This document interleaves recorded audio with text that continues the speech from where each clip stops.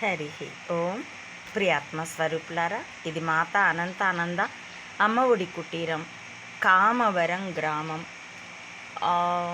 ఉరుకుంద క్షేత్ర సమీపం, ఆదోని మంత్రాలయంల మధ్య, కర్నూలు జిల్లా, ఆంధ్రప్రదేశ్. నేను ఇప్పుడు మీతో 14 ఏళ్ల క్రితం రాసిన భారతీయత మీద ఆర్థిక వాణిజ్య రంగాల ద్వారా కుట్ర, జూన్ 21, 2010 ప్రచురించానండి. వరుస క్రమంలో అయితే ఉపశీర్షిక ప్యాకింగ్ మారిన బ్రిటిష్ దోపిడీ వ్యాపారమే కార్పొరేటిజం, 397 సంఖ్య.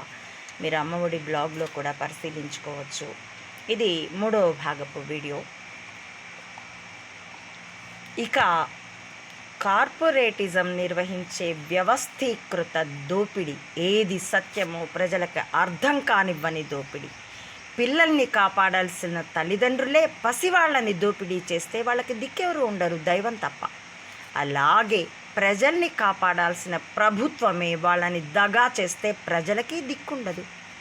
మద్యపు వ్యాపారంలో తలమునకలుగా మునికి ఆదాయం కోసం ఏ దారైనా తొక్కే ప్రభుత్వాలని చూశాక, ఇది మన మేలు కోరే ప్రభుత్వం అనే భరోసాని కోల్పోయాక, అది చెప్పే నివేదికలని, ఇచ్చే ప్రకటనలని, జారీ చేసే ఆదేశాలని ఏమని నమ్మగలం?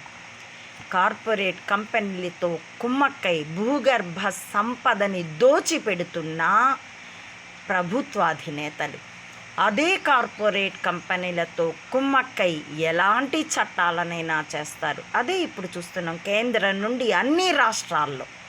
ఇక ప్రభుత్వ సహకార సంగతి పక్కన పెడితే కార్పొరేట్ వ్యాపారంలోని మరికొన్ని కోణాలని చూద్దాం. తమ వ్యాపారం కోసం కార్పొరేట్ కంపెనీలు ప్రజలలో ఎన్ని మోజులు పుట్టిస్తాయో, వాటిని మీడియా ఎంత ఇతోధికంగా పెయిడ్ ఆర్టికల్స్ సాక్షిగా ప్రచారిస్తుందో ఇప్పుడు మనందరం చూస్తున్నది. 10 ఏళ్ల క్రితం ఈ మాట అన్నాను, ఇప్పుడైతే ఎంతగా ఎక్స్పోజ్ అయిందో అది మీ అంచనాకే వదిలేస్తున్నాను. 6 నెలల వయస్సులో పిల్లలకు అన్నప్రాసన చేయడం మన సాంప్రదాయం. అప్పటి నుండి పిల్లలకి ఘనాహారం ఇస్తుంటాం. ఒకప్పుడు గుజ్జనగుళ్ళు పేరుతో, ఈ పేరుతో చిన్నారుల ఆట కూడా ఉందని విన్నాను.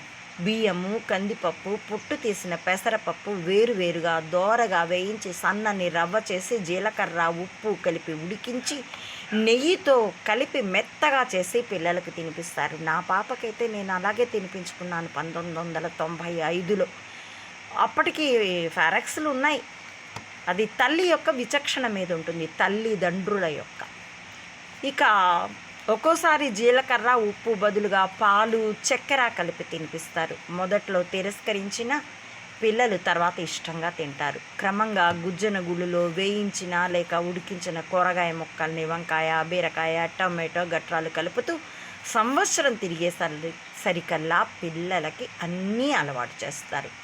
ఇలా ఘనాహారానికి అలవాటు పడిన పిల్లలు పెద్దయ్యాక కూరలు తినడానికి మారాన్ చేయరు. ఇది మా పాపతో నాకు స్వానుభవం.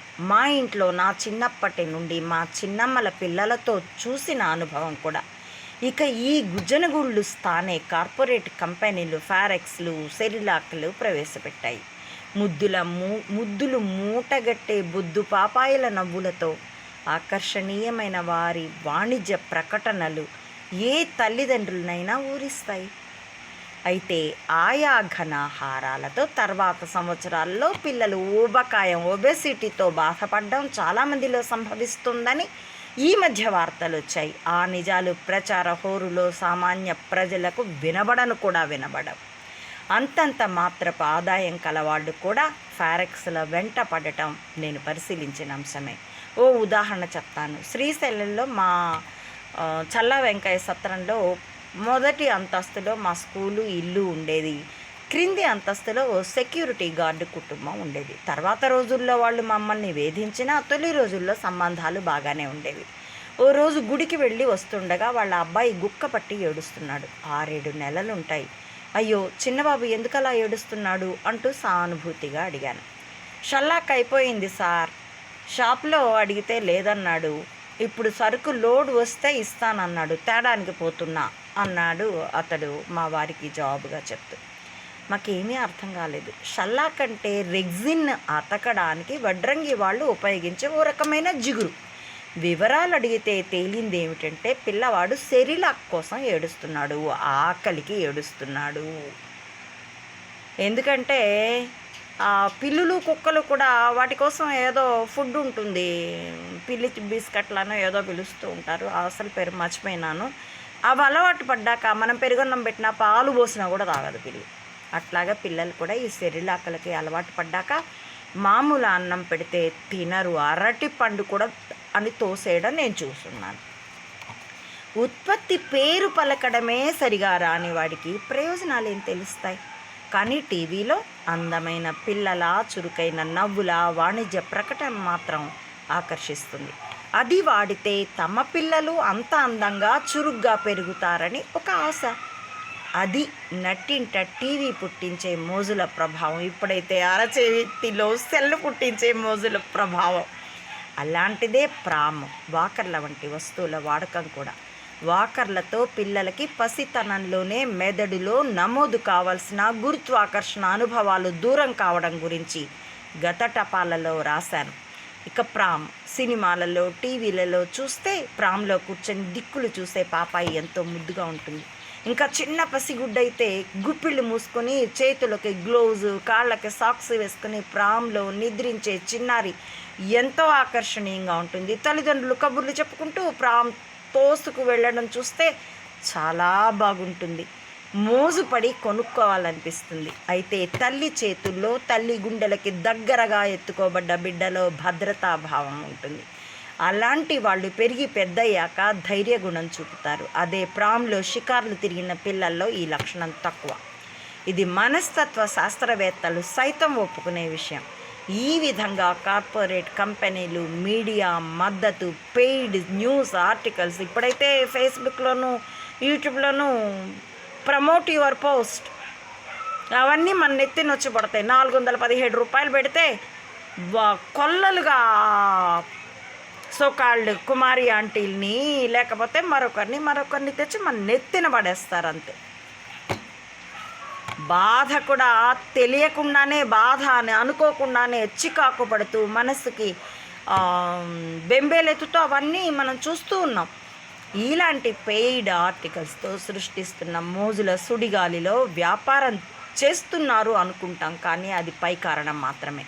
వ్యాపారం మాటున తల్లి గర్భంలో పిండంగా రూపుదిద్దుకునేటప్పుడు మందుల రూపంలో, శిశువుగా తల్లి పొత్తిళ్లలో చేరేటప్పటికి బేబీ ప్రోడక్ట్స్ రూపంలో, అడుగులు వేసే నాటికి వస్తువులతో, ఆలు నేర్చే నాటికి కార్పొరేట్ చదువులతో మనిషి మనుగడలోని ప్రతి దశలో తామసాన్ని పెంచి పోషించి సత్వ రజోగుణాల్ని నాశనం చేసే ప్రక్రియ నడుస్తుంది.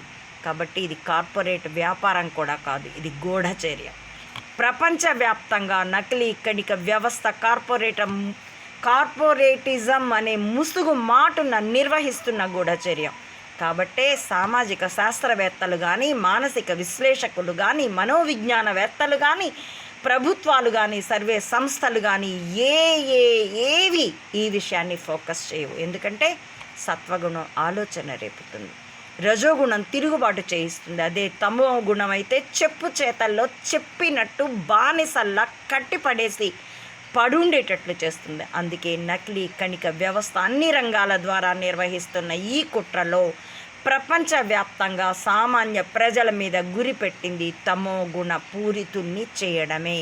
ఇదే మాస్ సినిమాల పేరిట మాస్ హీరోలకి సృష్టిస్తున్న మోజులతోనూ జరుగుతోంది కూడా ఇదే. అప్పుడే ఇబ్బడి ముబ్బడిగా శ్రామిక చీమలు దొరుకుతాయి. మరి గమనించి చూడండి, ఆనాడు బ్రిటిష్ వాళ్ళు మన దేశం నుండి ముడి సరుకు చౌకగా తీసుకొని, అది బలవంతాన సామాన్య కార్మికుల చేత బండచాకిరీ చేయించుకొని ఉత్పత్తిగా మార్చి తిరిగి ఆ సరుకుని సామాన్య వినియోగదారులకి తాము చెప్పిన అధిక ధరకు అమ్మేవాళ్ళు. అదే ఇప్పుడు కార్పొరేట్ కంపెనీలు చేస్తున్న వ్యాపారమైన ప్యాకింగ్ మారిన బ్రిటిష్ దోపిడీ వ్యాపారమే కార్పొరేటిజం. చూడవలసిందిగా, విశ్లేషించుకోవాల్సిందిగా మీ అందరినీ అర్థిస్తూ, ఇదంతా మీ పరిశీలనకి కూడా సత్యమే అనిపిస్తే ప్రచారించవలసిందిగా అర్థిస్తూ, వీడియో చూసినందుకు కృతజ్ఞతలు అర్పిస్తూ హరి ఓం.